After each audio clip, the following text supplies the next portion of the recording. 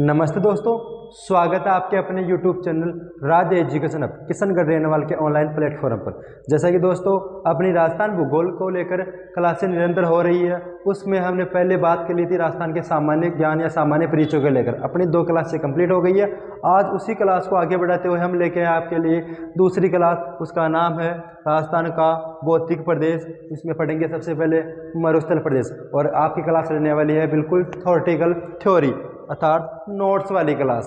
तो देखना दोस्तों, आज का टॉपिक क्या रहेगा आपका, भौतिक प्रदेश। और भौतिक प्रदेश में कौन सा पढ़ेंगे हम, मरुस्थल प्रदेश। देखिएगा राजस्थान का भौतिक विभाजन। तो पहले बात कर लेते हैं छोटी बात कि जो प्राग ऐतिहासिक काल है या पाषाण काल बोल सकते हो आप इसको। उस समय विश्व का एक पिंड के रूप में था। विश्व क्या था, एक पिंड के रूप में था, जिसे हमने क्या नाम दिया, पेंजिया का। इसके चारों ओर एक सागर है, उसे क्या कहते हैं हम, पैंथालासा सागर।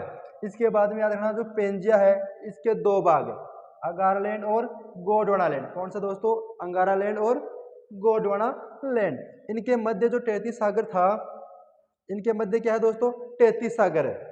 और आप कह सकते हो राजस्थान में गोंडवाना व 33 सागर के अवशेष में पाए जाते हैं। देखना दोस्तों, हमने बात की कि जो संपूर्ण विश्व है एक पिंड के रूप में था। संपूर्ण विश्व किसके रूप में था, एक पिंड के रूप में था, जिसे हमने क्या नाम दिया, पेंजिया। ये क्या है आपका, पेंजिया हो गया दोस्तों।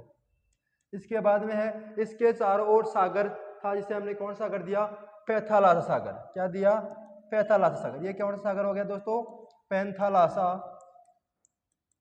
सागर, पैंथालासा सागर। फिर हमने बात की जो पेंजिया है, ये वाला भाग, कौन सा दोस्तों, ये वाला भाग जो पेंजिया है, इस पेंजिया के 2 भाग है। कितने दोस्तों, 2 भाग। उत्तरी भाग को हमने क्या नाम दे दिया, अंगारालैंड। उत्तरी भाग को क्या नाम दे दिया, अंगारालैंड। और जो दक्षिणी भाग है दोस्तों, उसको नाम क्या दिया हमने, गोंडवाना लैंड, गोंडवाना लैंड। तो हमने कहा जो पेंजिया है, इस पेंजिया के 2 भाग है, उत्तरी भाग जिसे अंगारा लैंड कहते हैं, दक्षिणी भाग जिसे गोंडवाना लैंड कहते हैं। फिर हमने पढ़ा कि इनके मध्य जो सागर है वो कौन सा सागर है, 33 सागर। आप कह सकते हो दोस्तों कि जो पेंजिया है इसके 2 भाग पाए जाते हैं, अंगारा लैंड और गोंडवाना लैंड। ये हो गया आपका अंगारा लैंड, ये हो गया आपका अंगारा लैंड, ये है आपका गोंडवाना लैंड। अब इनके मध्य जो सागर है उसे क्या नाम दिया हमें, 33 सागर, 33 सागर। तो सबसे पहले जो विश्व था एक किस रूप में था, एक पिंड के रूप में था। किस रूप में था, पिंड के रूप में था। और उसके चारों ओर जो सागर है उसका नाम क्या रखा हमने, पैंथालासा। पेंजिया के चारों ओर सागर को क्या कहा, पैंथालासा। वही बात की हमने पेंजिया।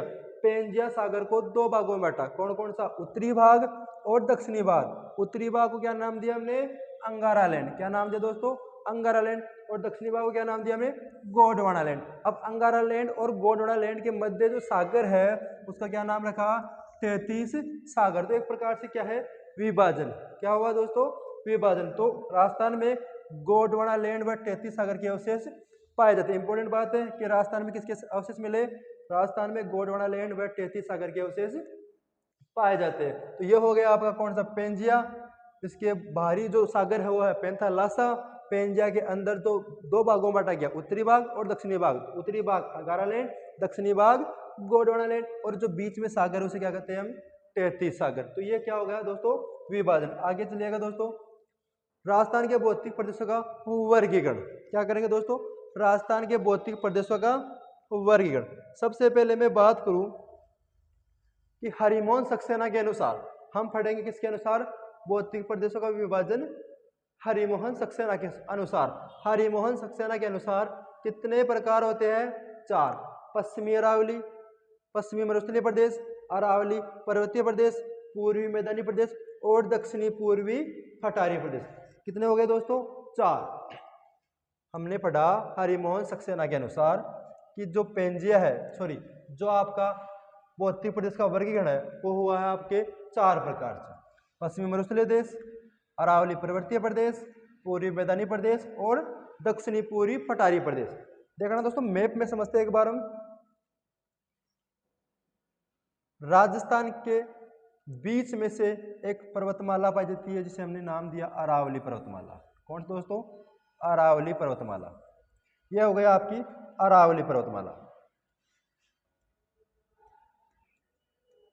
अरावली पर्वतमाला जिसे हमने क्या नाम दिया? अरावली पर्वतीय प्रदेश। फिर मैं बात करूं इसके पश्चिमी क्षेत्र, ये वाला क्षेत्र, ये क्या है पूरा का पूरा दोस्तों? मरुस्थल क्षेत्र। मरुस्थल क्षेत्र जिसे हमने क्या नाम दे दिया? मरुस्थल प्रदेश। मरुस्थल प्रदेश। आगे मैं बात करूं पूर्वी मैदानी प्रदेश, तो ये वाला भाग है दोस्तों, ये क्या है आपका? पूर्वी मैदानी प्रदेश। पूर्वी मैदानी प्रदेश। और जो बच गया ये कौन सा है? दक्षिणी पूर्वी पठारी प्रदेश। कौन सा दोस्तों? दक्षिणी पूर्वी पठारी प्रदेश। पठारी प्रदेश। तो हमने भौतिक प्रदेशों का वर्गीकरण किया, वो किसके अनुसार किया है? हरिमोहन सक्सेना के अनुसार। कितने प्रकार में बांटा हमने? 4।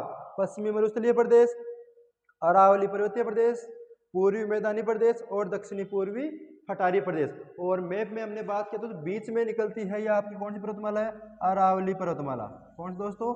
अरावली। अरावली के पश्चिमी क्षेत्र में, अरावली के पश्चिमी क्षेत्र में क्या है? पूरा का पूरा मरुस्थल है, तो हमने इसका नाम दे दिया मरुस्थल क्षेत्र। जो अरावली है इसको क्या नाम दिया? अरावली पर्वतीय प्रदेश। अरावली के पूर्वी क्षेत्र में जो हिस्सा है उसे क्या नाम दिया? पूर्वी मैदानी प्रदेश। और वहीं बात करूं मैं किसकी? आपके दक्षिण और पूर्वी क्षेत्र को क्या नाम दिया? दक्षिणी पूर्वी पठारी प्रदेश। तो वर्गीकरण के आधार पर हमने हरिमोहन सक्सेना के अनुसार कितने प्रकार पढ़े? 4। पश्चिमी मरुस्थल, अरावली पर्वतीय प्रदेश, पूर्वी मैदान और दक्षिणी पूर्वी पठारी प्रदेश। ठीक है दोस्तों, आगे चलते हैं। अब बात करेंगे, सबसे पहले हम मरुस्थल की बात करेंगे। इसकी पश्चिमी मरुस्थलीय प्रदेश। किसकी बात करेंगे? पश्चिमी मरुस्थल के प्रदेश। तो हमने अभी जाना कि राजस्थान को बीच में से जो पर्वतमाला है ये कौन सी आपकी? अरावली पर्वतमाला है। कौन सी दोस्तों? अरावली पर्वतमाला है। तो सबसे पहले बात करेंगे अरावली के पश्चिमी क्षेत्र, यानी कि कौन सा प्रदेश? मरुस्थल प्रदेश। कौन किसकी बात करेंगे? मरुस्थल प्रदेश। तो सबसे पहले आ जाओ इधर देखना दोस्तों कि मरुस्थल प्रदेश ये अवशेष किसका अवशेष है? ये टेथिस सागर का। इंपॉर्टेंट है, जो मरुस्थल प्रदेश है किसका अवशेष है दोस्तों? टेथिस सागर का अवशेष है। आगे बात की सबसे नवीनतम भौतिक प्रदेश, अर्थात सबसे नया क्या है? भौतिक प्रदेश। कौन सा है? मरुस्थल प्रदेश। फिर आगे हमने बात की जो भारत के 4 राज्यों में फैला हुआ है, जो मरुस्थल है ये भारत के 4 राज्यों में फैला हुआ है। कौन कौन सा है? पंजाब, हरियाणा, राजस्थान, गुजरात। पंजाब, हरियाणा, राजस्थान और गुजरात। कुल क्षेत्रफल का, जो पूरे भारत का कुल क्षेत्रफल है उसका 62% क्या है? मरुस्थल है जो फैला हुआ है। उनमें से इन 4 राज्यों में से अपने जो राजस्थान राज्य है उसमें कितना परसेंट है दोस्तों? राजस्थान में क्षेत्रफल कितना? 61.11%। कितना दोस्तों? 61.11%। और वही बात करूं मैं जनसंख्या, तो जनसंख्या कितनी हो जाएगी दोस्तों? 40%। इस मरुस्थल प्रदेश है जो राजस्थान में, इसका है कितना क्षेत्रफल? 61.11%। और इस 61.11% में 40% क्या करती है?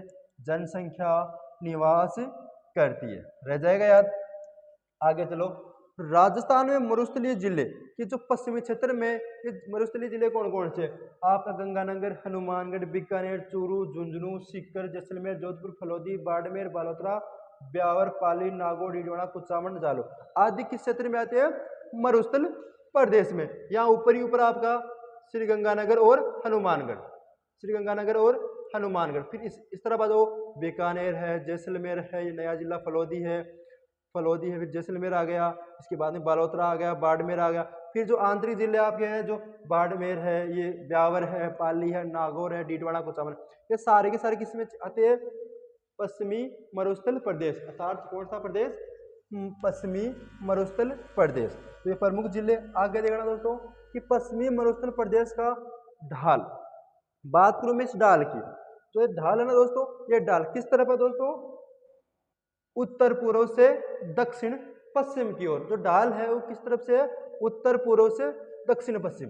ये उत्तर दिशा है, ये दक्षिण, ये पश्चिम, ये पूर्व। उत्तर पूर्व से दक्षिण पश्चिम की ओर क्या है? ढाल। उत्तर पूर्वी क्षेत्रों की समुद्र तल से औसत ऊंचाई है लगभग 300 मीटर और दक्षिणी भाग की बात करें तो यहाँ से कितनी है 150 मीटर।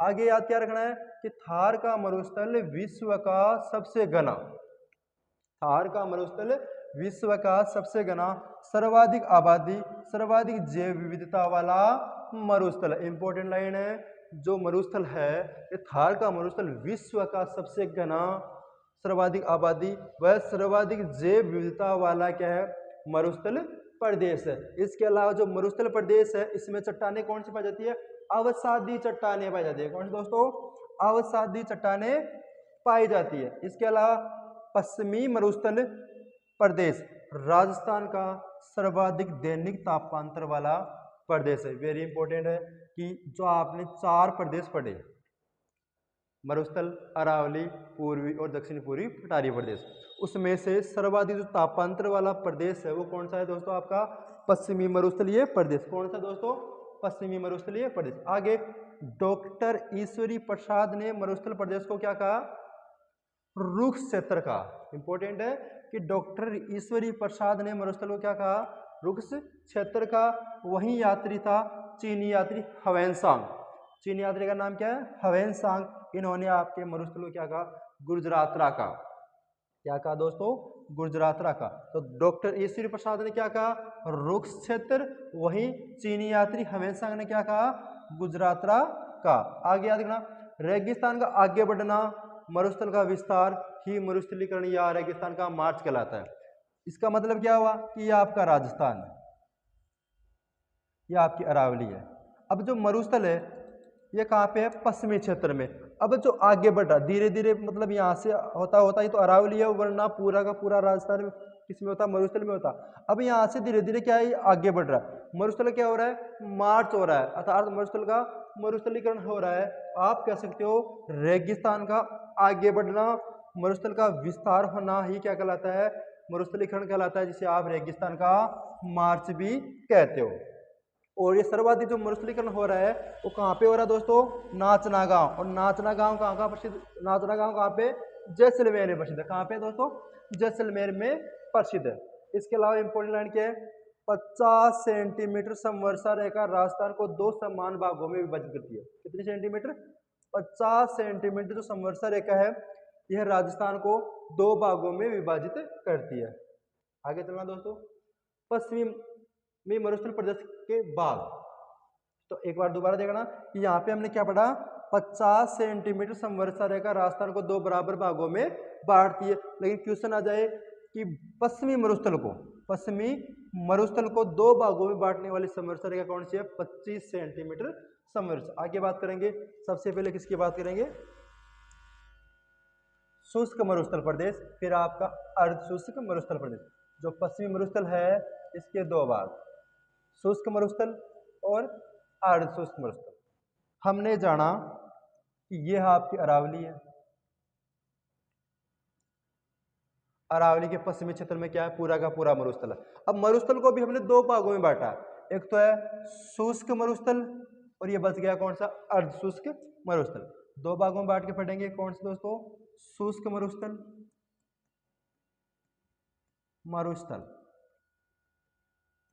और दूसरा कौन सा है, अर्ध शुष्क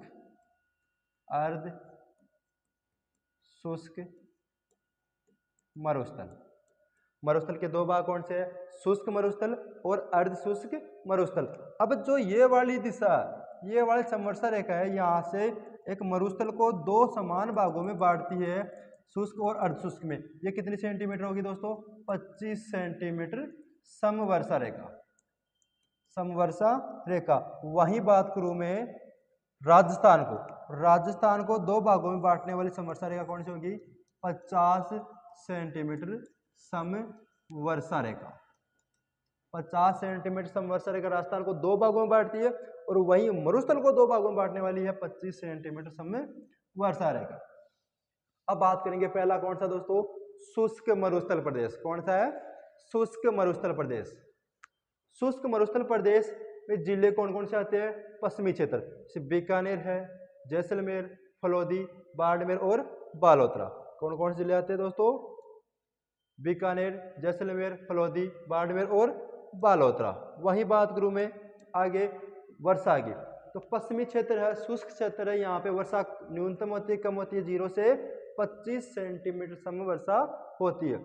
यहाँ की लाठी सीरीज, लाठी सीरीज क्या है? जैसलमेर से पोखरण, जैसलमेर में पोखरण से मोहनगढ़ तक जो भूगर्भिक जलपट्टी है उसे क्या नाम दिया हमने? लाठी सीरीज। कौन दोस्तों? जैसलमेर में पोखरण स्थान से लेके मोहनगढ़ तक भूगर्भिक, भूगर्भिक जलपट्टी, जलपट्टी, इसका क्या नाम दिया हमने? लाठी सीरीज। क्या है? लाठी सीरीज। और इस क्षेत्र में प्रमुख घास पाई जाती है, वो कौन सी है? सेवण घास, दामन, करड़। सेवण, दामन, करड़ प्रमुख घासें पाई जाती है, जो कैसी है? स्वादिष्ट घास पाई जाती है। कौन क्षेत्र में? लाठी सीरीज में। लाठी सीरीज के विस्तार कहाँ से कहाँ तक है? जैसलमेर में पोखरण से लेके मोहनगढ़ तक है। और इसमें कौन कौन सी घासें पाई जाती है? सेवण, दामन, करड़। सेवण, दामन, करड़। और यहाँ पे एक घड़ा भी है, उसका क्या नाम है? चंदन नलकूप। अब चंदन नलकूप यह कौन क्षेत्र में है? आपके राजस्थान के जैसलमेर क्षेत्र में है। और यह मीठे पानी का नलकूप है। कौन से पानी का दोस्तों? मीठे पानी का नलकूप है, जिसे थार का घड़ा भी कहते हैं। क्या कहते हैं? थार का घड़ा भी कहते हैं। चंदन नलकूप कहाँ पे है? जैसलमेर में है। कैसा है? मीठे पानी का नलकूप है। और क्या कहते हैं? उपनाम क्या है? थार का घड़ा। किसे? चंदन नलकूप को। तो शुष्क मरुस्थल प्रदेश की बात करें, आगे चलिएगा। शुष्क मरुस्थल प्रदेश में आकलवुड फॉसिल्स पार्क, ये क्या है? आकलवुड फॉसिल्स पार्क, जीवाश्म पार्क, जो आपके जैसलमेर में है। कास्ट जीवाश्म मौजूद, यहाँ कैसे मौजूद? कास्ट मौजूद है, जीवाश्म, लकड़ी के जीवाश्म मौजूद है। आप कह सकते हो कि आकलवुड फॉसिल्स पार्क कहाँ पे है? जैसलमेर में। कहाँ पे है दोस्तों? जैसलमेर में। वही बात करूँ मैं बाफ बोल्डर, ये बाफ बोल्डर कहाँ पे? बाफ, जो कहाँ पे है? फलौदी में पड़ता है। पहले जोधपुर में था, लेकिन अब नया जिला बन गया फलौदी। तो बाफ बोल्डर कहाँ पे है? फलौदी में। अब आगे बात करेंगे तो शुष्क मरुस्थल प्रदेश, कौन सा दोस्तों? शुष्क मरुस्थल प्रदेश। इसमें भी, इसको भी हमने दो भागों में बांटा, एक तो बालू का स्तूप मुक्त प्रदेश और बालू का स्तूप युक्त प्रदेश। जहां पे बालू का स्तूप पाए जाते हैं वो क्षेत्र, जहां नहीं पाए जाते वो क्षेत्र। तो बालू का स्तूप मुक्त क्षेत्र ये कौन कौन से जिलों पे? फलौदी, पोखरण, जैसलमेर, बालोतरा के मध्य, मध्य का भाग क्या कहलाया आपका? बालू का स्तूप मुक्त क्षेत्र। फलौदी, पोखरण, जैसलमेर, बालोतरा के मध्य का भाग क्या है? बालू का स्तूप मुक्त क्षेत्र। ये बालू का कर लेना, यहाँ पे बालू का, बालू का स्तूप मुक्त क्षेत्र। आगे हमादा, फिर पश्चिमी मरुस्थल का 41.50% क्या है? बाघ। बालू का स्तूप मुक्त क्षेत्र कितना है? 41.50%। कितना है? 41.50। वही बात करूं मैं बालू का स्तूप युक्त क्षेत्र, तो युक्त कौन सा है? जो आपका सर्वाधिक जैसलमेर वाला क्षेत्र, जैसलमेर वाला क्षेत्र, वहां पे दोहरे या टीले है। जैसे पश्चिमी मरुस्थल का इसका हिस्सा कितना है? 58.50%। कितना है? 58.50%। आगे चलिएगा। फिर आया अर्धशुष्क। तो हमने पहले पढ़ा मरुस्थल के बारे में, मरुस्थल के दो भाग पढ़े हमने, अर्धशुष्क और शुष्क। शुष्क की बात कर ली, अब किसकी बात करेंगे? अर्धशुष्क की। यह आपका राजस्थान है, इसकी में यह आपकी अरावली रेखा, अरावली पर्वतमाला।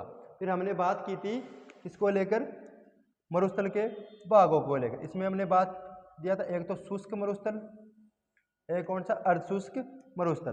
अब तो शुष्क मरुस्थल तो ये हो गया आपका शुष्क मरुस्थल। अब ये है, ये कैसा? अर्धशुष्क मरुस्थल। इसको भी हमने चार भागों में बांटा, 1, 2, 3 और 4। कौन कौन सा? एक तो आपका गग्गर का मैदान है, एक शेखावाटी क्षेत्र है, और एक कौन सा है? नागौरी उच्चभूमि क्षेत्र, एक आपका कौन सा है? लूणी बेसिन या गोडवाड़ा बेसिन। तो हम पढ़ेंगे, सबसे ऊपर एक नदी आती है गग्गर नदी, तो कौन सा बेसिन हो गया? गग्गर का बेसिन, गग्गर बेसिन। फिर आपका शेखावाटी बेसिन, शेखावाटी बेसिन। फिर आपका नागौर उच्चभूमि बेसिन, नागौर उच्चभूमि बेसिन। फिर है आपका लूणी बेसिन, लूणी नदी वाला कौन सा बेसिन हो गया? लूणी बेसिन। आप कह सकते हो कि शुष्क मरुस्थल को भी हमने 4 भागों में बांट लिया, गग्गर का मैदान या गग्गर basin, Shekhawati basin, Nagaur basin या लूणी बेसिन। सबसे पहले किसकी बात करेंगे हम? गग्गर का बेसिन। तो पहले ये देख लो, गंगानगर, हनुमानगढ़, चूरू, सीकर, झुंझुनू, डीडवाना, कुचामन, नागौर और जोधपुर, पाली, जालौर, ये कौन क्षेत्र में आते हैं? अर्ध शुष्क क्षेत्र में आते हैं। इसके अलावा यहाँ पे वर्षा कितनी होती है? 25 से 50 सेंटीमीटर समवर्षा रेखा होती है। गग्गर, पहला किसकी बात करें हम? गग्गर का मैदान। अब जो गग्गर का मैदान है ये उत्तरी भाग में राजस्थान के, और जिले कौन से हैं? गंगानगर और हनुमानगढ़। यहाँ पे एक नदी प्रवाहित होती है, इसको मैं एक बार रफ करता हूँ एक बार इसको। पहली बात कर रहे हैं हम किसकी? गग्गर के बेसिन की। यहाँ से एक नदी प्रवाहित होती है, उसका नाम है गग्गर नदी। कौन सी नदी दोस्तों? गग्गर नदी। तो पाकिस्तान के फोर्टाबाद तक जाती है गग्गर नदी, गग्गर नदी। अब जो आपके हनुमानगढ़ व श्री गंगानगर में प्रवाहित होती है। अब जो हनुमानगढ़ और गंगानगर में प्रवाहित होती है, तो गग्गर नदी के पाट जो कि कहाँ पे है? हनुमानगढ़ में, उसे क्या कहते हैं हम? नाली कहते हैं। याद रखना दोस्तों कि गग्गर नदी का जो हनुमानगढ़ में पार्ट है उसे कहते हैं नाली। और नाली एक भेड़ की नस्ल भी है, भेड़ की नस्ल भी क्या है? नाली। और गंगा जो हनुमानगढ़ में गग्गर नदी का प्रवाह क्षेत्र है वो भी क्या कहलाया? पार्ट भी क्या कहलाया? नाली कहलाता है। अब दूसरा किसकी बात करेंगे हम? ये हो गया आपका शुष्क मरुस्थल, ये अरावली, ये गग्गर बेसिन। अब है शेखावाटी, फिर बात करेंगे हम नागौरी, फिर है लूणी, फिर है शेखावाटी क्षेत्र या शेखावाटी बेसिन। इसमें जिले आते हैं चूरू, सीकर, झुंझुनू, चूरू, सीकर और झुंझुनू। अनुपजाऊ मिट्टी का मैदान क्या कहलाया? यहाँ पे बांगर कहलाता है। अनुपजाऊ मिट्टी होती है उसका मैदान क्या कहलाता है? बांगर कहलाता है। आप कह सकते हो कि शेखावाटी क्षेत्र को बांगर प्रदेश भी कहा जाता है। कौन सा? शेखावाटी क्षेत्र को बांगर प्रदेश भी कहते हैं। अर्थात नदियों द्वारा लाई गई जो उपजाऊ मिट्टी होती है उसे क्या कहते हैं? बांगर। क्या कहते हैं दोस्तों? बांगर। आगे चलिएगा। शेखावाटी में घास के मैदान, तो पशु चारागाह को हमने क्या नाम दिया? बीड़। शेखावाटी क्षेत्र है, इस शेखावाटी क्षेत्र के जो घास का मैदान है, ये गग्गर हो गया, ये आपका शेखावाटी। शेखावाटी क्षेत्र के जो पशु घास का मैदान या पशु चारागाह है उसे क्या कहते हैं हम? बीड़ कहते हैं। एक तो है बीड़, बीड़ आपके शेखावाटी क्षेत्र में, और बीहड़, बीहड़ पूछे तो ये पूर्वी क्षेत्र में है, चंबल नदी का प्रवाही, चंबल नदी का प्रवाह क्षेत्र, मतलब जहां पे चंबल नदी निकलती है, उबड़ खाबड़ स्थान क्या कहलाया है? बीहड़। और बीड़ क्या है? शेखावाटी क्षेत्र का घास का मैदान है बीड़, और चंबल नदी का उत्खात वाला क्षेत्र क्या है? बीहड़। तो याद रह जाएगा बीड़ क्या है। शेखावाटी क्षेत्र की प्रमुख नदी कौन सी दोस्तों? कांतली नदी। कितनी कौन सी है? कांतली नदी। कांतली नदी का प्रवाह क्षेत्र तोरावाटी कहलाता है, और यह है यहाँ की पहाड़ियों, तोरावाटी की पहाड़ियाँ कहलाती है। जो कांतली नदी है इसका प्रवाह क्षेत्र क्या कहलाया? तोरावाटी कहलाया। और यहाँ की जो पहाड़ियाँ, ये कौन सी पहाड़ियाँ कहलाती है? तोरावाटी पहाड़ियाँ कहलाती है। आगे हमने बात की शेखावाटी में वर्षा जल संग्रहण करने के लिए बना गए कच्चे कुओं को क्या कहते हैं? जोहड़। जोहड़ क्या कहते हैं? जोहड़। जो शेखावाटी क्षेत्र में जल संग्रहण के लिए बनाए गए कच्चे कुएं जोहड़ कहलाए। मान लो वर्षा ऋतु में जब वर्षा होती है और उसके लिए उस वर्षा के जल को संग्रहण करने के लिए हम कोई भी कच्चे स्थान पर क्या बनाते हैं? कुएं वगैरह, हौद वगैरह बनाते हैं। उनका ही नाम क्या कहते हैं शेखावाटी में? जोहड़ कहते हैं। उन्हें क्या बोले हमने? जोहड़ बोले। फिर तीसरा कौन सा है? नागौर उच्चभूमि क्षेत्र।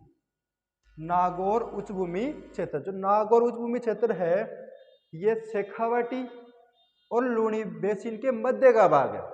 क्या याद रखना है? जो नागौर उच्चभूमि बेसिन है दोस्तों, ये शेखावाटी व लूणी बेसिन के मध्य का भाग है। क्या याद रखना है? कि नागौरी उच्चभूमि क्षेत्र है ये शेखावाटी प्रदेश व लूणी बेसिन के मध्य का क्षेत्र। कौन क्षेत्र कहलाया? नागौरी क्षेत्र।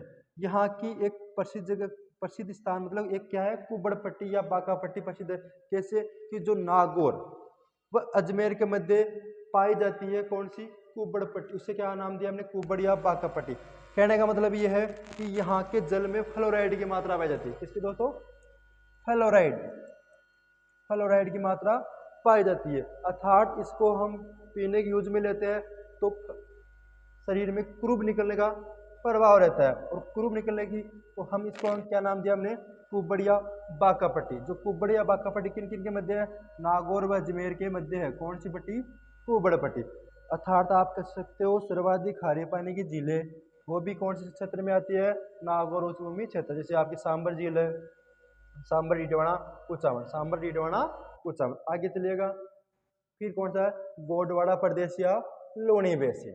गोंडवाना प्रदेश कौन सा है, पाली, जालोर या बिलाड़ा, जोधपुर, अर्थात लूणी नदी द्वारा निर्मित क्षेत्र। ये आपने जाना, इधर तो अरावली हो गई थी, ये आपका पश्चिमी क्षेत्र शुष्क क्षेत्र, ये अर्धशुष्क। यहाँ पे ऊपर वाला गगर कहलाया, मध्य वाला शेखावटी, और ये आपका नागौरी, और ये अंत में कौन है, सा है लूणी बेसिन। कौन सा दोस्तों, लूणी बेसिन। अब जो लूणी बेसिन है, इसका नाम लूणी बेसिन क्यों पड़ा, क्योंकि यहाँ पे नदी प्रवाहित होती है। कौन सी नदी, लूणी नदी, जो आधी खारी है और आधी मीठी है। तो लूणी नदी द्वारा जो निर्मित क्षेत्र कहलाया वो क्या कहलाया, लूणी बेसिन, जिसे हमने गोंडवाना प्रदेश भी कहते हैं। इसे लूणी बेसिन या जवाई बेसिन भी कहा जाता है। तो ये क्षेत्र कौन सा हो गया आपका, लूणी बेसिन। तो ये हो गया आपके भौतिक विभाजन में जो मरुस्थल का पार्ट कंप्लीट। आगे पढ़ेंगे अरावली पर्वतीय प्रदेश या अरावली प्रदेश। तो ठीक है दोस्तों, आगे की बात करेंगे हम नेक्स्ट क्लास में।